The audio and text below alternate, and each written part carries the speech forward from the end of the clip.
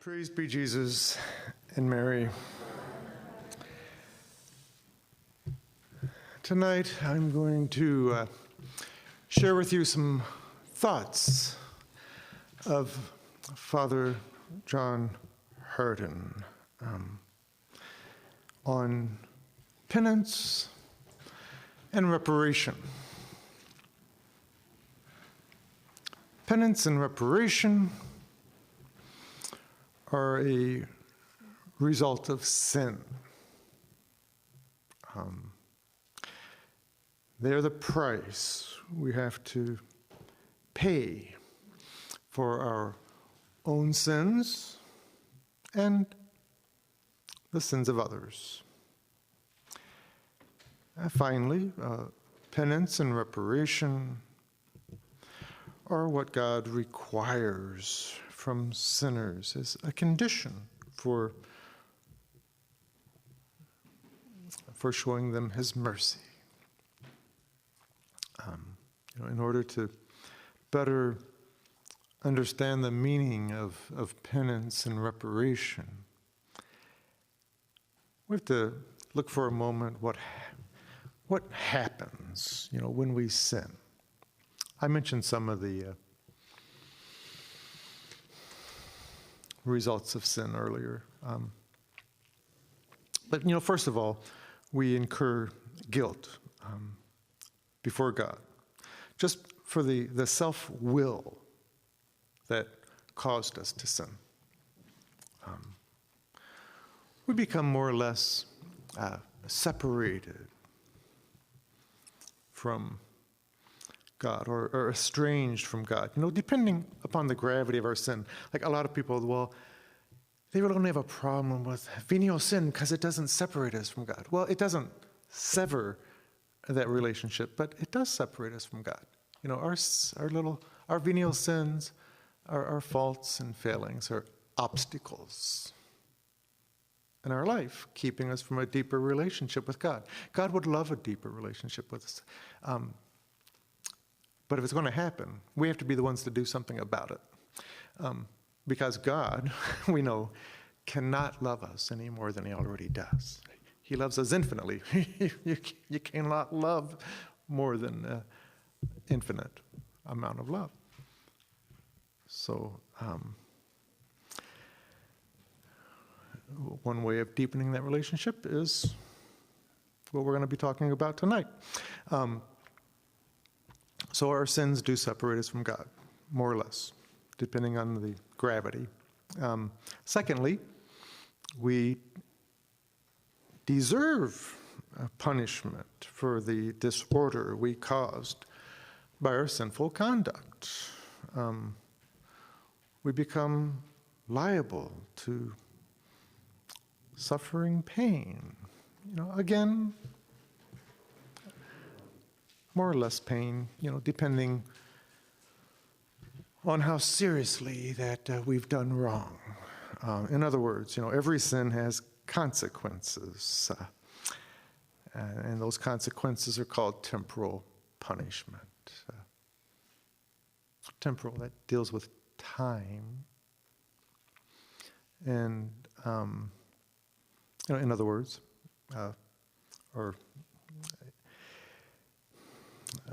not just the temporal punishment, but in other words, pain, either in this life or in the next. So against this background, we can more easily see the meaning of penance and reparation. Penance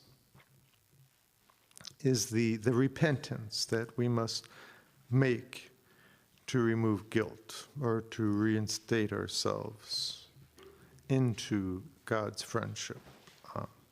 Now, reparation is the pain that we must endure to make up for the harm we brought about by our self-indulgence when we sinned. So, what then do penance and reparation have in common? Well, they have this in common. that they're absolutely necessary. If the justice of God is to be satisfied after we offended the divine majesty, they also have this in common, that God now has a right, to demand more of us than he would have required had we not committed sin. So this word "more" is going to be coming up over and over again. It's very basic to any correct understanding, of penance and reparation. But, if penance and reparation have these things in common, well, how do they differ? They differ, as we have seen, in the two different ways that we do wrong whenever we sin. Because we've failed in loving God, we now owe him more love than he would have required had we not offended him. So, like when your child disobeys you, offends you, and you forgive him, he gives you a hug. He gives you more love than he would have if he had not disobeyed you. So when we do wrong by our willful love of self, we have to make up by our selfless love of God. This is penance. And, because we have brought disorder into the world by our sins, we must undergo pain to undo the harm we have caused. This is reparation. Yeah. I don't know if you may have heard that analogy, when you tell your child, don't play catch, in front of the new picture window in the living room. And of course they go out into the front yard and they're throwing the baseball, and inevitably it goes through the window. So you forgive your child, but you punish him. After this spanking, you still say, well, this window's broken. We're going to have to dock your allowance, to help pay for the window. Well, you could dock his allowance for years. It's never going to come close to paying for the window. But at least he's doing something. He's contributing. He's making up for the damage that he caused by his disobedience. And that's what we do. We're God's children. We were adopted the day we were baptized. And if parents expect obedience and respect from their children, well, why should God be any different?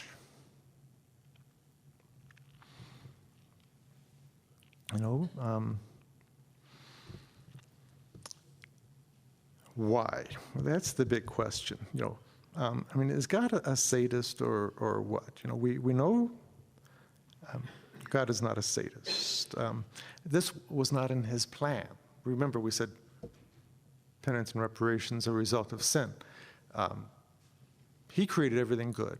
There was no suffering, no pain, no sorrow, no penance, no reparation.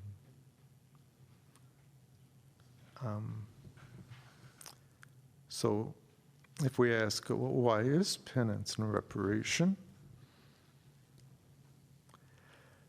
Why for it? Well, because, the obvious answer is God wants it. But like I said, he wants it of our own free will. He didn't want it to begin with, but after man sinned, it's required. And so if we press the question, why does God want it? Well, we have to say, in God's mysterious wisdom, remember, he doesn't think as we think. But in his mysterious wisdom, his justice requires it. We may legitimately say, without really understanding it, that he doesn't have a choice. Having given us free will, if we abuse liberty, we must use our freedom to repay to God the love that we have stolen from him, the obedience we owe to him. That's penance. And to strive to repair the damage that we have caused. That's reparation. Notice, all along I've been using the first person plural, we, because penance and reparation are owed to God, not only because, I have individually sinned, but because we human beings have sinned and are sinning, in our day, on a scale never even conceived in the annals of history.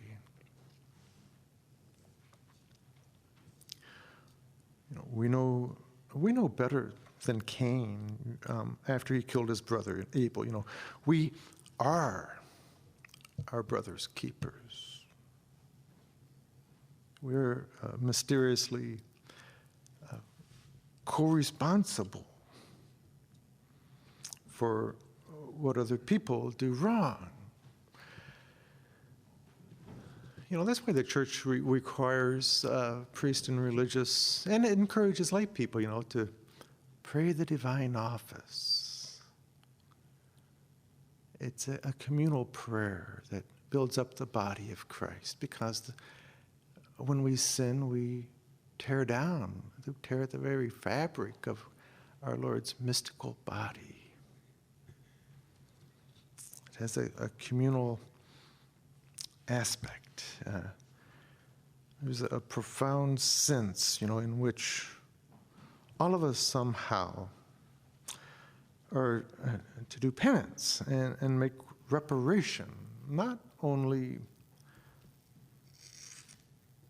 for our sinful misdeeds, but for the sins of our country, and indeed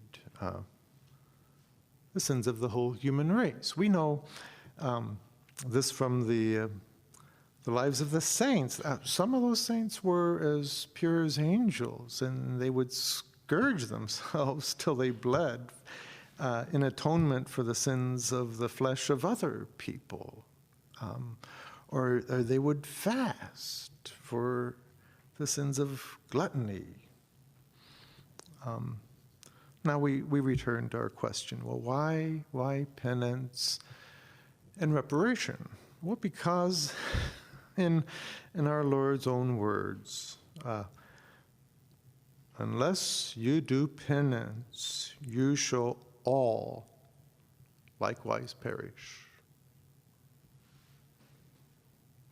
For those who have not preserved baptismal innocence,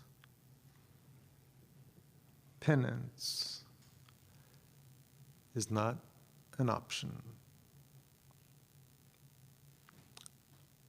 Is it any wonder that on Pentecost Sunday, after Peter preached his sermon and rebuked the people for their sins, they asked him, well, what must we do to be saved? What must we do?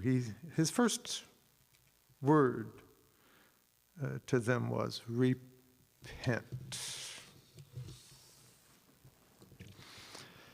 Again, at Fatima, Our Lady's message to a sinful world may be summarized in the same imperative: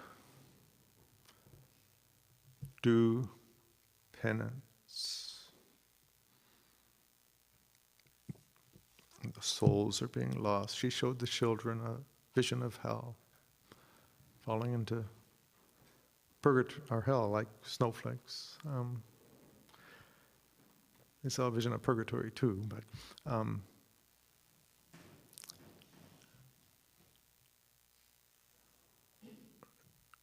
that could be prevented if we would do penance and pray more, sacrifice more. Just think of all the calamities that took place in the past century. 2 world wars with more casualties than all previous wars in history. The number of abortions just dwarfs all the casualties of every war that's ever been or probably ever will be. The threat of a nuclear holocaust that hangs over us. All of this is God's warning to do penance and reparation. Why? Why? Well, because God is not mocked. Do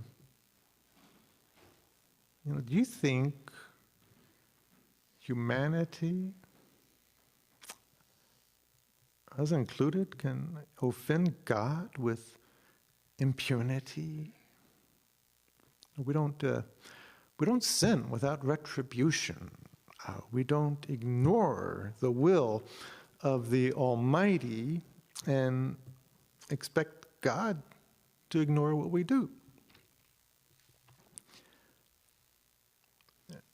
What bears emphasis, however, is that this retribution is either paid willingly with our penance and reparation, or it will be paid unwillingly with divine punishment.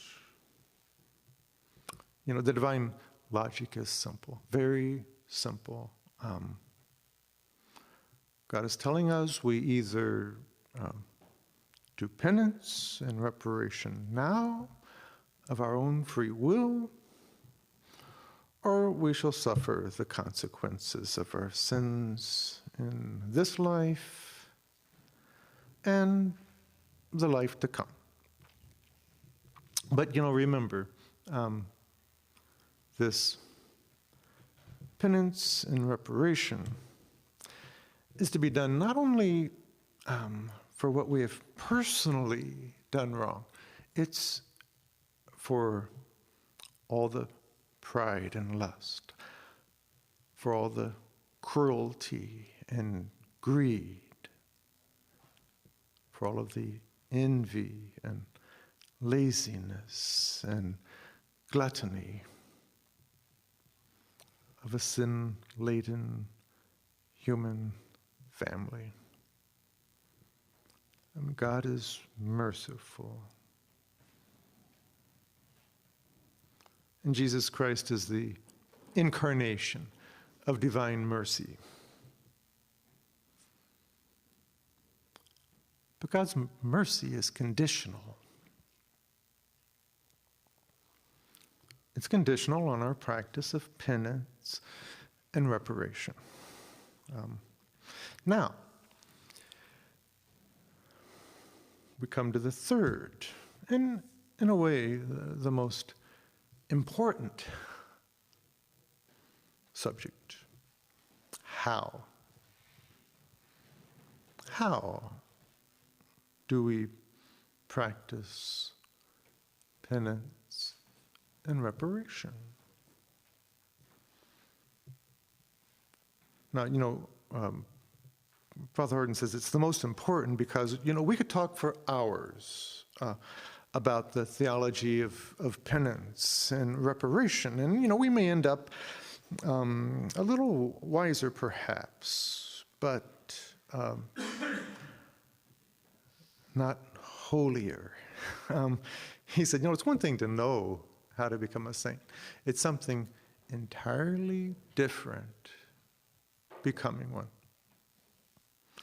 We have to take the next and final step and ask ourselves practically, how am I going to accomplish this? Well, thanks be to God. Father Hardon has left us 7 rules. 3 for penance and 4 for reparation. Number 1, pray. Number 2, share. Number 3, forgive.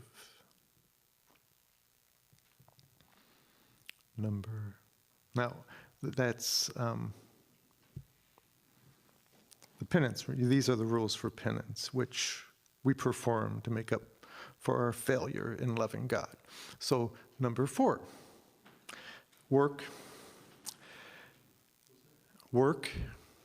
Number 4. Number 5, endure. Number 6, deprive. Number 7, sacrifice. And so these are the rules for reparation, which we perform, for the punishment, in reparation for the punishment that we and others have deserved for our sins. So now we spend a moment on each one of these 7 rules, and just ask our Lord to open our hearts to respond with generosity to His offended sacred heart, and that's really one of the secrets to progress in the spiritual life, is generosity. How generous are we? How willing are we to give to God? Are we willing to give everything?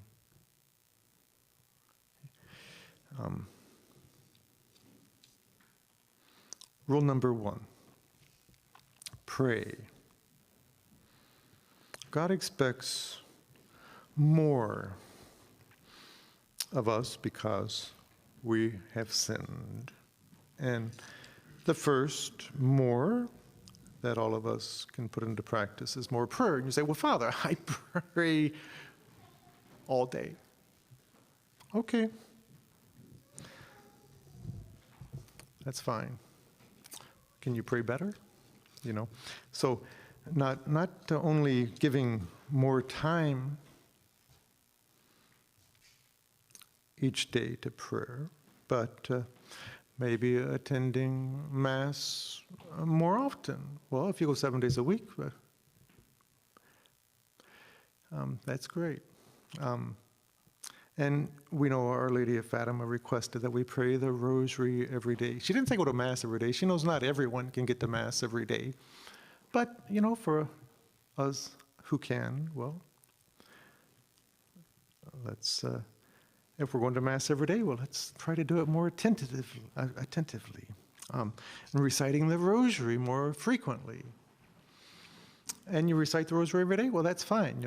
Padre Pio prayed over 100 rosaries every day. So we can always pray more rosaries. Being more attentive when we pray. Placing ourselves in the presence of God, that's the essence of prayer.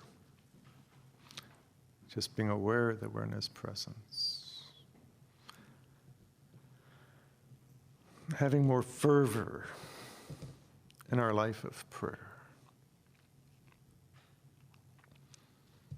Or getting more people to pray with us. I know some of you have prayer groups, and that's great. Or praying as a family. That's a great way to make sure that we're getting our prayers in. Not only fulfilling that obligation as spiritual leaders of your domestic church, but there's some accountability there. Okay, it's time to pray. Hold each other to accountability. Are we going to pray? Read the scriptures, pray the rosary. The family that prays together stays together. So no matter what, the first rule of effective penance is more prayer. Rule number 2, share. Remember what our Lord told us the night before he died. A new commandment I give to you. He's speaking in the imperative. Commandment. It doesn't say suggestion. He expects this. He demands this. That you love one another as I have loved you. He died. He was scourged. He was crowned with thorns. Do we love people we don't even care about that persecute us? Do we love them that much that we would do that for them? If all sin is a failure in loving God, and we mainly show our love for God by loving one another, then we'd better show our love for others by sharing with what God has given to us. St. John says, how can you say you love the God you cannot see when you don't love the brother you can see? Again, that word more comes into play. And we have to examine our conscience and ask ourselves, what more can I share with those whom God has placed in my life?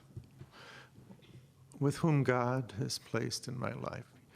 You mean those obnoxious people I can't stand? Yeah. Yeah, God put them in your life. Yeah. The people who take advantage of your charity, yeah, them too. If they're in your life, God put them there. It wasn't the stray cat or the tree that fell in your car that put those people in your life. It's God. So, can I give more time to others? Can I share more of my knowledge with others? Can I share more of my skill with others? Can I share more of my money with others? God loves a cheerful giver, and giving alms covers a multitude of sins. Can I share more of my Catholic faith with others? We have a treasure that is inexhaustible. We can share it with everyone and not be deprived of anything.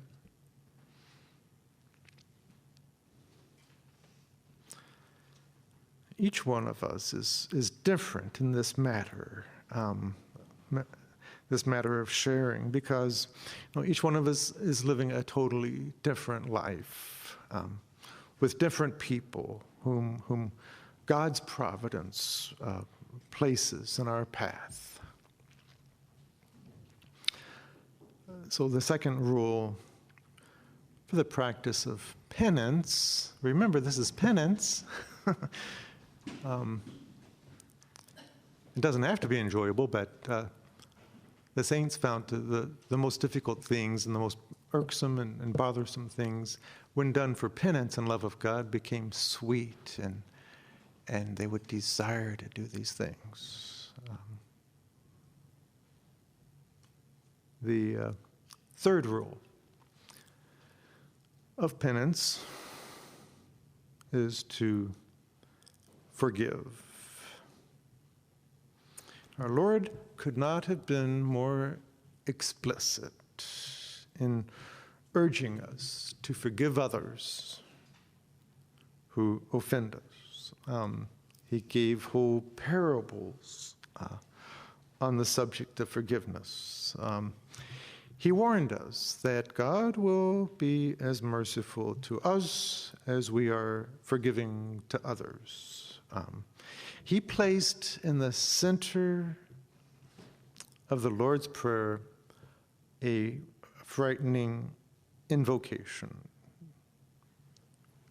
Forgive us our trespasses as we forgive those who trespass against us. If a person cannot forgive someone and they pray the Our Father, they're asking God not to forgive them.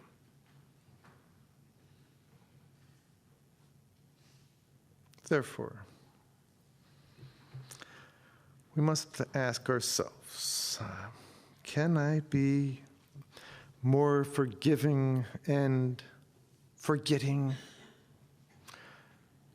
of what others have done to me? Now,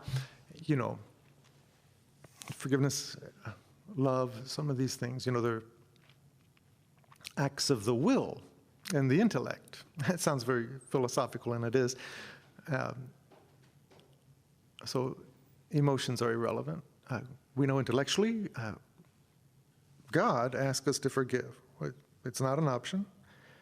And He's given us a free will. We choose. We can choose. I choose to forgive you. I choose not to. I'm going to hold a grudge. And some people hold grudges for decades, which is sad if they're praying the Our Father. Scary, really. So we know intellectually we have to forgive, and you just make the choice, okay, I forgive you. Now, sometimes we question our forgiveness because the next time we see that person, the anger flares up, the pain is remembered, the injustice. That's irrelevant. They're just emotions. Let your anger be without sin.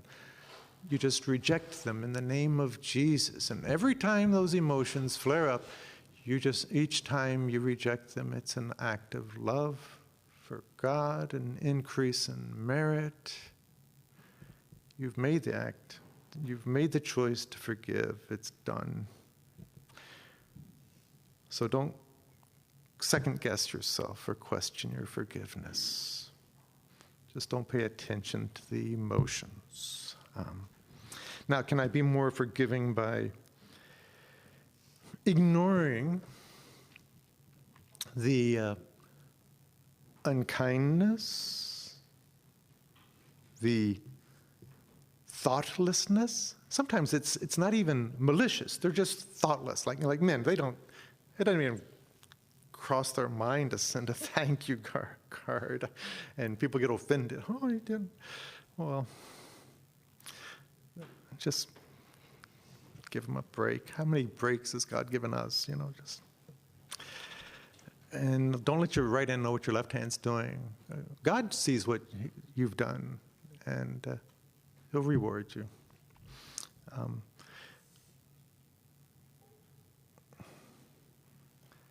So ingratitude,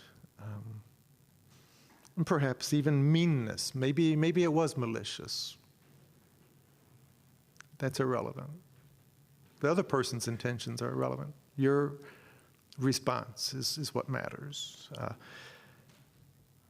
And all these things that we have inflicted upon us, well, can we be more forgiving of those too, you know?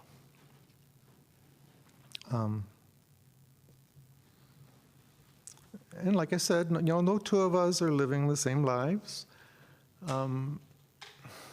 Each of us have different people saying or doing or failing to say and do things that hurt us and perhaps crush the very heart of our souls. Nevertheless, the third rule of penance is more forgiving. You see, you don't need barbed wire. Bishop Sheen said our neighbor is our hair shirt. So this again, you know, is penance, you know. Now, rule number 4, work. So we shift from penance to reparation. This is a rule for reparation.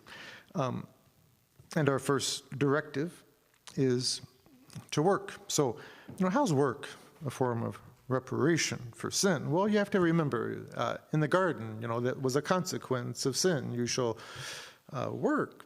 By the sweat of your brow, you shall toil. And thorns and thistles will be the fruit of your work. So it's a reparation because fallen human nature dislikes to exert itself.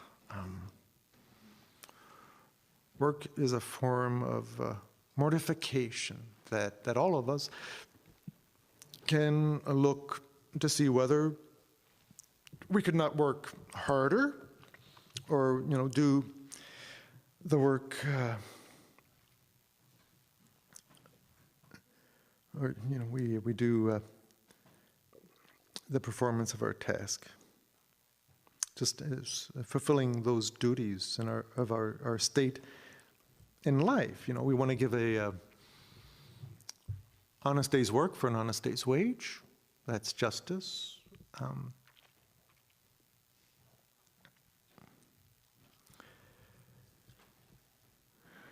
By nature, you know, we're prone to first do what we like, and then to do what is useful, and then to do what is necessary. That's the way it works with most people. And I can think of a more effective kind of reparation than in setting our minds, you know, to reversing that order. First, you can do what is necessary. Then you do what is useful. And then you do what you want, what you like, you know. So anyway, that's the fourth rule, work. That's the first rule of reparation, but the fourth rule for reparation, penance and reparation. So number 5, endure. Okay. In some ways, this is kind of the keystone of reparation. Just the patient endurance of suffering the trials God sends us. Say, well, God didn't send that. That was the neighbor who I hate did that to me. Well, no, it's a trial. And that neighbor is God's chosen instrument. He put him in your life for your greater sanctification. We can never forget that, you know. God in his mercy sends us the cross in order to try our patience, that we might save our souls and the souls of many others. The variety of these trials sent by God defies classification, and intensity. Depends on a thousand factors that differ with different people. But, he will never give anyone more than they can handle. Like that parable of the talents. He gave one servant 5 talents, another 2, another 1. He's not going to give you what you're not capable of. He knows each one of our capabilities. And we have to admit, we can, no matter how bad we are, we can always find someone that has to suffer much more.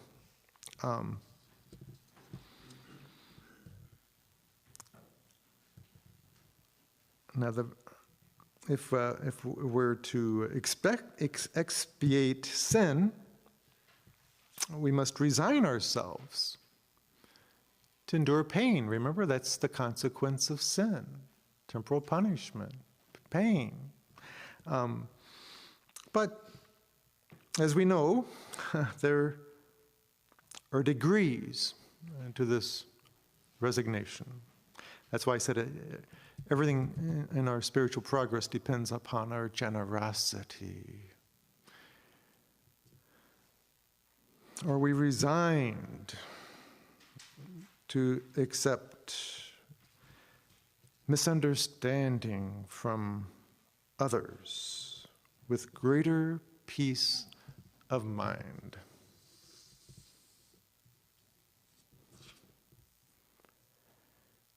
Can we be more generous in doing what we know God wants us to do, although it may be painful? To maybe admit we were wrong, or to seek reconciliation with an unreconcilable person. But at least they have to know we're open to reconciliation. Even if we know it's going to be rejected, we have to give them that opportunity to know we want to set things right before we face judgment, Can we suffer without pitying ourselves? Can we put up with discomfort? Maybe sitting on a wooden chair instead of a recliner. Or distaste, eating something we may not care for. Or doing without something we do care for. Or disability, without becoming bitter about what we're tempted to consider injustice on the part of God. Why me? You can have 2 different people. One, like they get the diagnosis of cancer, terminal, and one can accept it in reparation for sins, the sins of others, the conversion of loved ones, and accept the will of God, and others can become bitter and angry. God does this out of love for his children. And many of them, get really ticked off at him, and some even abandon him. But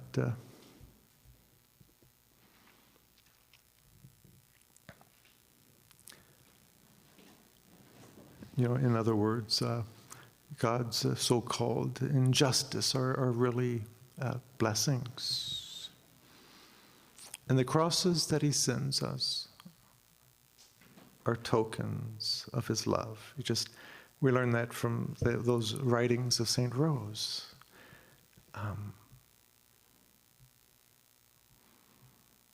But how we need the light of faith to see this, and the strength of his grace to do this. To do this in reparation for sin. And, as the price we must pay to reach heaven, where every tear will be wiped away, and all the past, which is now present, will have passed away. Rule number 6, deprive. So our 6th rule of reparation is practice reparation by depriving ourselves of something we now have, or something that we could have, if we wanted to. In other words, to do without. It may be a luxury in the home, or some delicacy at table, or some comfort, in our way of living, or it could be just some trinket or grown-up toy, that we could just as well do without. Call it mortification or self-denial, whatever the name. The basic idea is to expiate for sins of self-indulgence by dying to self. When we offend God by choosing some creature to which we have no right,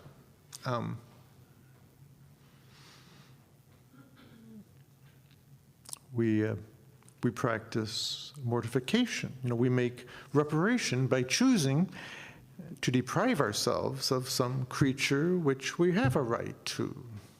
Why? Well, in order to undo the harm caused by sin. And thus we propitiate the offended justice of God. Justice is giving a person his due, what is due to him. So if a criminal commits a crime, he has to serve justice, and they give him what is his due, what's coming to him. And also, if a person does good, well, then they're rewarded. That's the way it works. So rule number 7, sacrifice. You share in the priesthood of the baptized, share in the priesthood of Jesus Christ. And what do priests do? Well, they offer sacrifice. Father Hardon saved sacrifice for the end because it synthesizes everything that we've said so far. So what is sacrifice? Well, sacrifice is the surrender of something to God. It is the heart of penance and reparation. When we sacrifice, we let go with our wills of whatever we could legitimately possess and enjoy, because we want to make up to God for having stupidly chosen some creature in preference to the Creator. We now return to where we began by stressing that, when we sacrifice, we do more than we would have done. We give up more than we would have given up. we surrender more than of what we like, in order to, in plain English, prove to God that we love him. Married couples sacrifice to prove their love for one another. And they do without for their children out of love. So it's not an alien concept.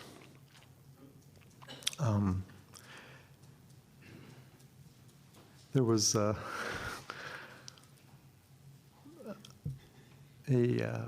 man years ago. This is a true story, and he was a very generous soul, and he resolved one day to, if anyone ever asked him anything with the words, for the love of God, if they could you do this, give me an alms for the love of God, or help me to do this, for the love of God. If they included those words, then he resolved, or he may have even made a vow. I don't know, I can't remember, but it was in the Franciscan Book of Saints. And one day, a friar met him, and they were talking. He said, for the love of God, why don't you join us? It's like, whoa. He hadn't thought of becoming a Franciscan, but wow. If that's what God wants, and he became a very holy guy, So, there's an episode in the Gospel that perfectly synthesizes this cardinal mystery of sin and penitential reparation. You remember after the resurrection, when Christ asked Peter, Simon, son of John, do you love me more than these? And why? Why the question? And, because Peter had sinned more than the others. Therefore, he was expected to expiate more because he had so deeply sinned, by denying his Savior. So, as we look into our hearts, we must humbly confess that truly we have sinned often, sinned deeply, sinned willfully. But, God is good. He gives us the privilege, and it's a privilege. The angels were not given this privilege. They disobeyed once, and they were condemned to hell for all eternity. If angels could envy man, they would envy them for their privilege of doing penance in atonement for an offended infinite God, and also they would envy us for our privilege of being able to receive the Eucharist. So yes, God does give us the privilege of not only expiating what we have done wrong, but actually becoming more pleasing to Him by our penance and reparation. St. Francis, after his conversion, he did so much penance. At the end of his life, he apologized to his body because he was so hard on it. But our Lord revealed to them that after 2 years of penance, he atoned for all the temporal punishment due to his sins. But St. Francis did some heavy-duty penance. He fasted. He made 7 40-day fast every year. That doesn't leave too many days without fasting. But, it was no pious statement that St. Paul gave when he said, where sin abounded, grace has even more abounded. In other words, in God's providence, we know God doesn't want us to sin, but it happens. And St. Peter says God's so patient with us to give us time to repent, so that we might repent and become saints like St. Francis by our penance and reparation. God bless you.